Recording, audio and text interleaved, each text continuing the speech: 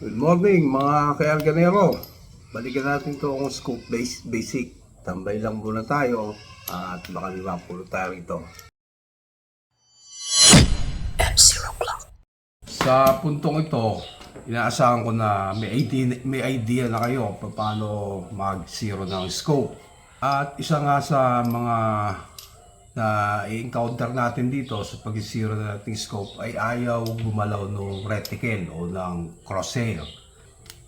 Nag-zero ka at pilit mo ina-adjust tong turret para habulin yung impact mo. Pero hindi mo mahabol kasi nga ayaw nang gumalaw ng crosshair. So pagka ganon, ayaw nang gumalaw ng crosshair, chances are sagad na yung pihitan ng scope mo. Ito yung loob ng scope. Sa loob niya, sa loob ng tubong to, may isa pang tube. Yan yung tube ng mga lens. Ito yung elevation, ito yung windage. Yan. Ito na ngayon yung nangyayari sa sa bilog sa loob. Ayan, nagiging ellipse siya. At pagka tinulak ko, ito yung windage. Pag tinulak ko naman yung elevation, ganito yung mangyayari. Yan. Natutulak niya tong bilog sa loob. At pagka niluluwagan ko naman, vice versa, gano'n. Kung paano siya bumabalik, kasi dito meron siyang para siyang spring o lip spring, gano'n, kadalasan. Na pag tinutulak ko, pagka niluluwagan ko tong screw na to, ito naman yung kumaka-counter sa kanya para makabalik siya doon sa dating pwesto. So yun yung function ng turrets natin. So, sa puntong ito, i-reset na natin siya ng sabay, itong elevation tsaka windage, para itong spring na to, itong return spring na to, ma-relax siya, malagay siya sa optimal na pwesto niya. Kasi minsan nangyayari pag sa ganito at sa ganito, nalalaglag yung spring o nawawala sa pwesto. So paano natin gagawin yon? Dito muna tayo sa elevation. Sa elevation turret, iset nyo siya na mapipihit nyo siya at pipihitin natin siya ng sagad. Isasagad na natin siya pahigpit. Ayan. Hindi na natin kailangan bilangin kung ilang click yung magagawa nito. Basta hihinto tayo pagka sagad na siya. Pagka ala na tayong click na magagawa. So mula nga dyan sa sagad na higpit, bibilangin naman natin kung ilang ikot yung magagawa niya. So, pipihitin ko siya ng 360 at bibilangin ko kung ilang 360 degrees yung magagawa ko. Paluwag naman ako. Apat na ikot yung nagawa ko. Sabihin na natin apat na ikot yung nagawa ko.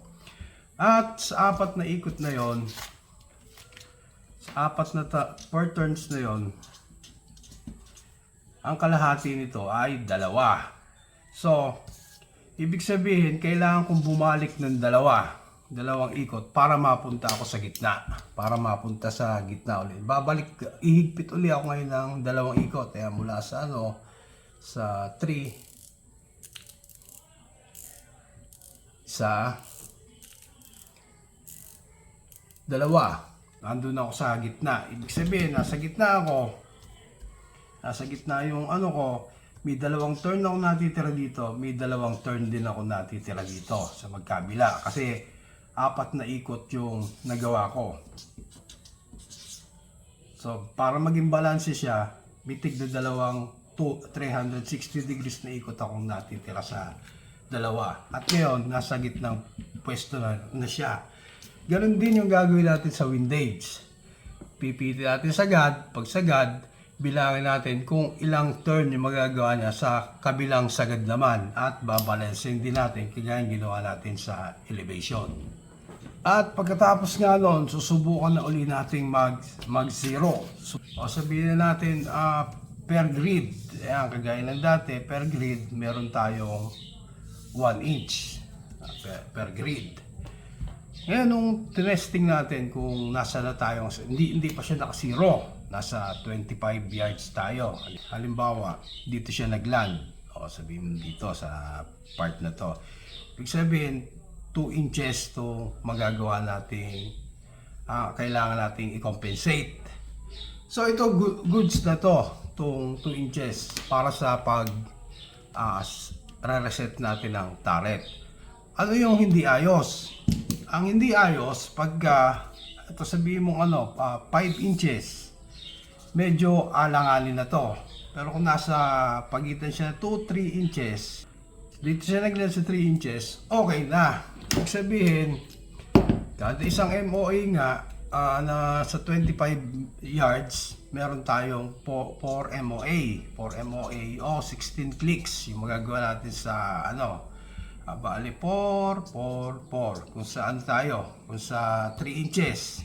Meron tayong 36 clicks na magagawa. Sa 3 inches, meron tayong 360 degrees na rotation.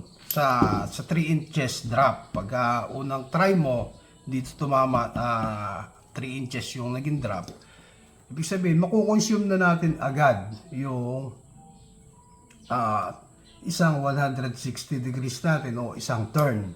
At meron pa tayong matitirang isang turn para makapag-adjust pa. So, good na yon. Kahit nagamitin mo yung turret mo sa pagko-compensate sa long distance, okay pa. Ibig sabihin po, pwede pa. Lalo kung itong hash mark o mil dot yung ginagamit mo.